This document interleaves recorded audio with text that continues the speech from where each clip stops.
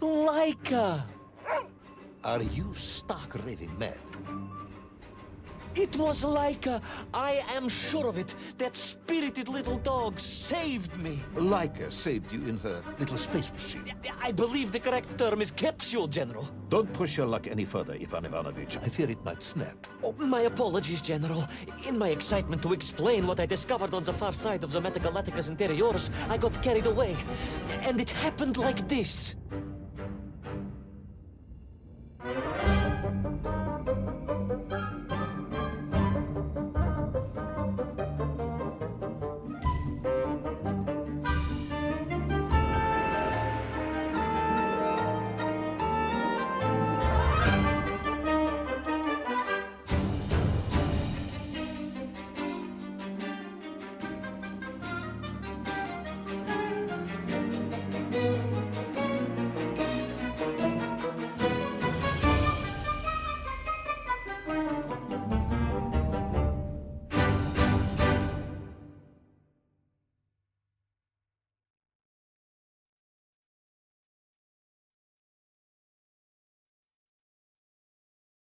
A rocky moon.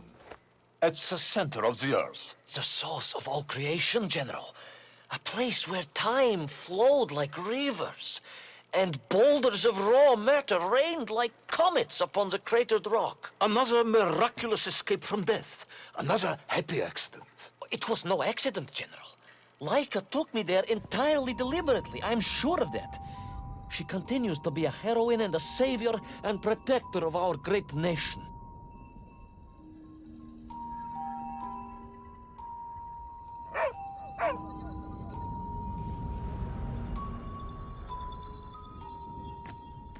Laika died in orbit. No, General, she did not. She's very much alive and happy, and currently living several miles below our feet. Laika is dead, Ivan. She most certainly is not, General. This is the real world, Tovarish. A world where you did not go to the center of the Earth, and Laika died in orbit. In my world, General, Laika is still alive. A better world, some may argue. Very well. I will live in your world for a while longer, but time is running out. Ah, yes, time, General.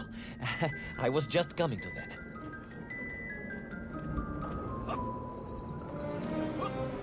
There in the distance it stood, enveloped in a mighty time storm. The world clock, General. The beating heart of all history. The axis mundi, the pillar of the world. Not enough to conquer Russia by drilling back to the surface with his magical mind-controlling atomic radio set then. No, General. You see, what if he could fuse little Orpheus directly with the world clock? Then his message would radiate with every tick and every tock. He would not simply be the Tsar. He would be the Tsar of all time, the eternal tyrant. The literal incarnation of everything our glorious revolution stood to overthrow.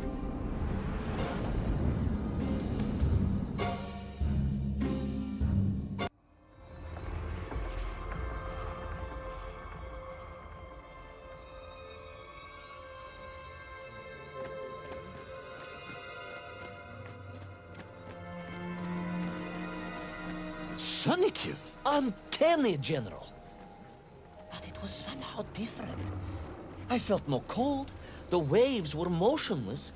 Indeed, it was as if I had stepped free of those rivers of time and stood on entirely motionless ground. And there in the distance, What? debris from Tsarya and tall slave mines had washed up here, almost as if I were meant to find it.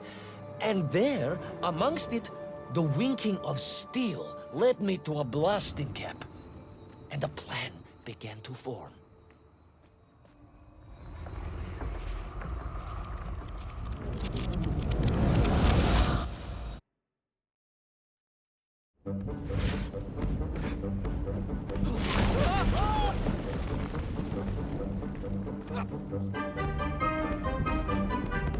The terrain was ferocious. Explosive eruptions of fire and heat. Thunderous emissions and lethal gases. Much like your cousin Pavel, perhaps, as a result of consuming all of those stolen eggs. Aha! General, you have been listening after all!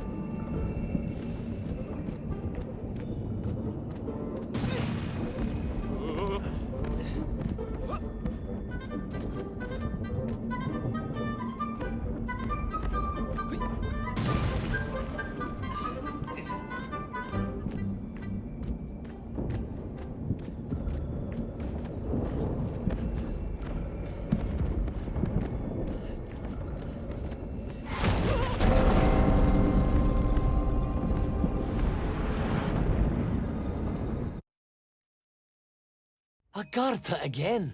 But why? You are stalling, comrade. The clock is ticking. Tick-tock, tick-tock! Of course! In a flash of inspiration, I understood. It was all wrong, you see, General. That we can agree on. We should never have gone to the center, because without little Orpheus, Toll could not have become the tyrant he had. The rocket drill was his means to reach the world clock, but it was little Orpheus that enabled him. And the time itself, the world clock itself, was determined to make matters right. With a little help from you, of course. Merely a simple pawn in a game played upon a cosmic scale, General. But a pawn who understood that he was being given a second chance to grab a chunk of the explosive resin that wondrous city was built upon.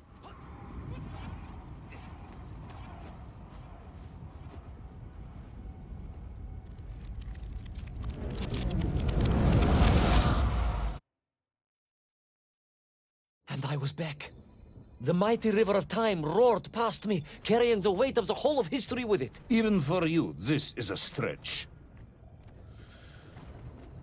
Our time is almost up. I have to submit my report within the hour. Time, General. Time was nearly up indeed. That ancient and magical river that carried me along was surely moving inevitably towards some kind of end.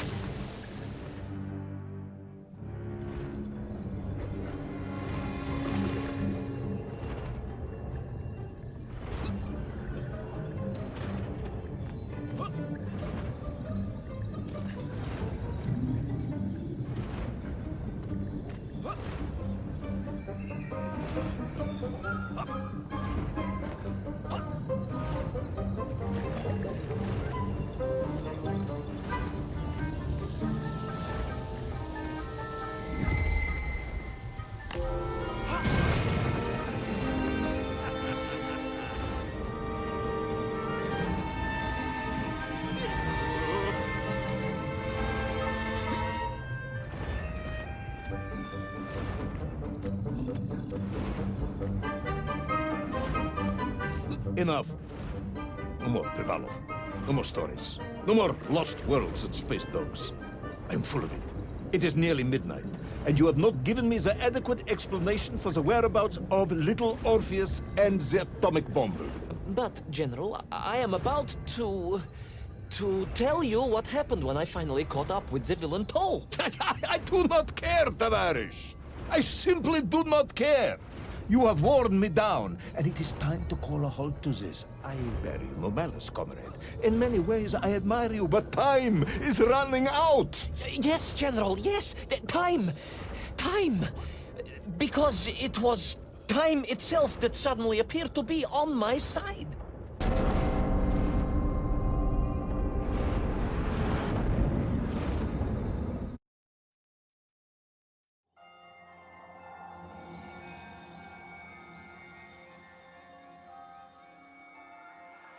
Perhaps the world clock was so impressed with your egg-wearing antics, it decided to return you to Plutonia for a second attempt.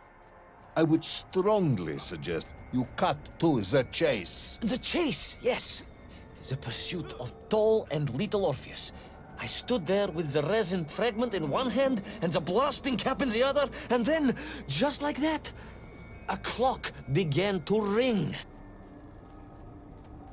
The world clock? No, General, an alarm clock.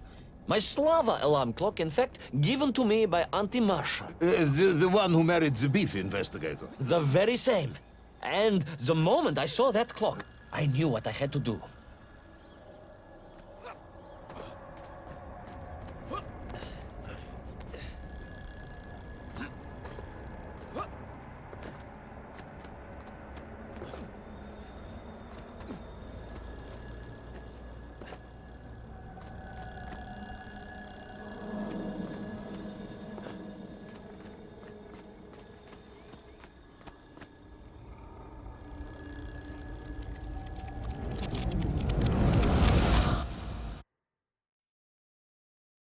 Yes, I'm waiting. A bomb, General. A bomb to destroy a bomb. So, you decided to build a bomb, eh? A bomb to destroy little Orpheus. It was a simple plan, really, General. Yes, you are very fond of your simple plans.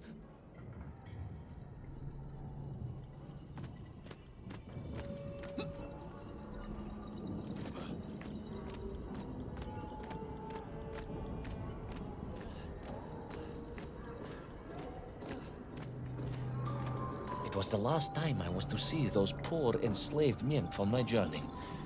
As they scurried in agitation around the base of the rocket drill, now a dreadful weapon of war in the hands of a madman, I was reminded of my mother. Your mother looked like a nymph?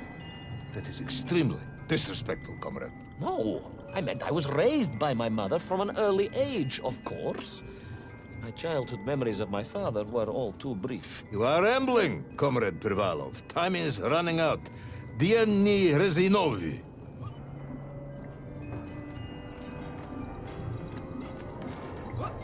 Time will run out for us all, General, will it not? And it ran out for my father on the shores of Volga. Your father fought at Stalingrad? He did, General. So did I. Well, so you see, General. Perhaps we are just the same, you and I. Perhaps we are all just Menkf in the end.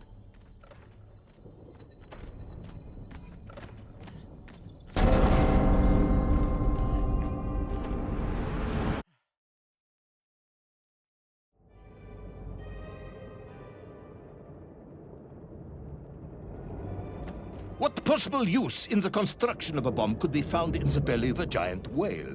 Were you perhaps planning on using a worm as a fuse?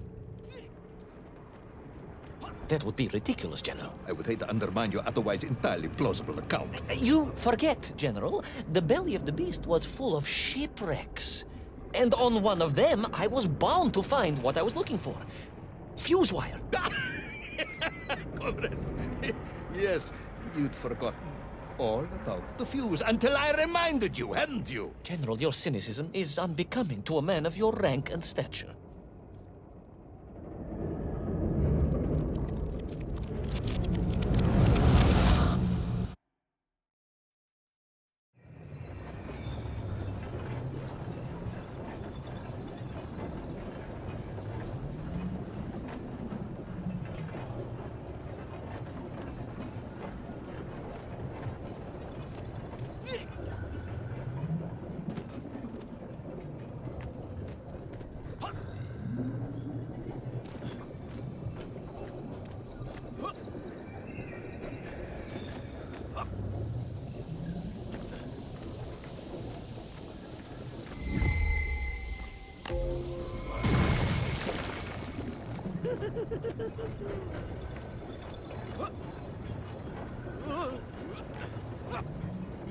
The clock was now ticking, General. Literally.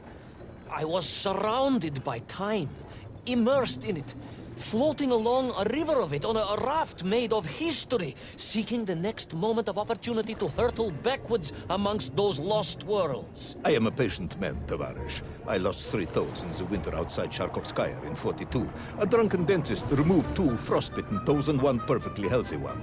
You may therefore consider me a man blessed with an uncommon level of endurance for discomfort. I hate visiting the dentist. My Uncle Vanya was a dentist, and he was a deeply strange man, notwithstanding the love he felt for his pigs. Is what? He was a pig dentist.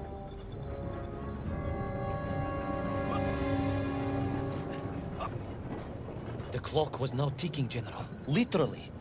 I was surrounded by time, immersed in it, floating along a river of it on a raft made of history, seeking the next moment of opportunity to hurtle backwards amongst those lost worlds. I am a patient man, Tavarish. I lost 3 toes in the winter outside Sharkovskaya in 42. A drunken dentist removed 2 frostbitten toes and 1 perfectly healthy one. You may therefore consider me a man blessed with an uncommon level of endurance for discomfort. I hate visiting the dentist. My Uncle Vanya was a dentist, and he was a deeply strange man, notwithstanding the love he felt for his pigs. Is what? He was a pig dentist, General. He always claimed that the human mouth presented an insufficient challenge. Let me challenge you, comrade. You will tell me what happened to little Orpheus.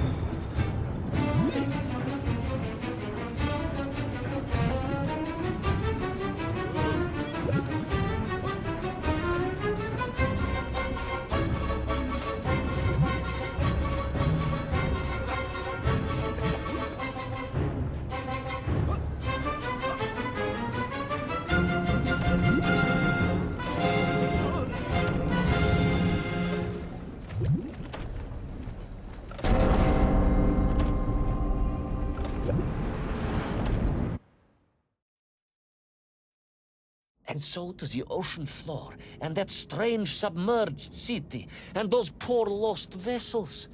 To find a shell case to hold all of my scavenged ingredients, the last piece I needed to construct my bomb. Ah, yes, I have been waiting for this. General? Time, Ivan Ivanovich. Whilst you have rambled on and on about it, I have simply bided mine. I am a patient man, as I have said. Yes, I don't feel I paid enough attention to the story about your toes. Do you have specially made shoes? Enough!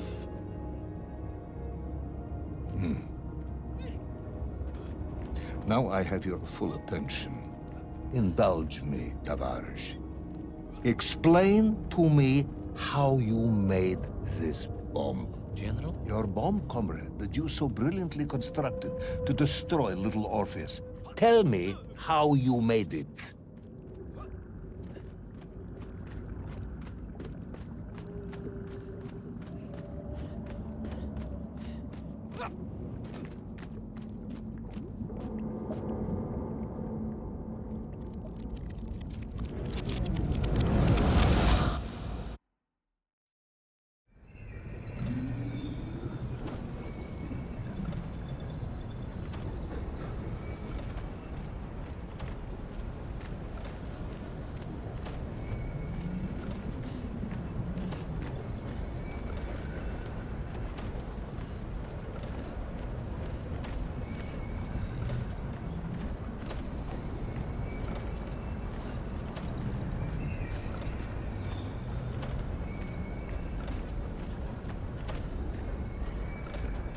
You are uncharacteristically silent, comrade.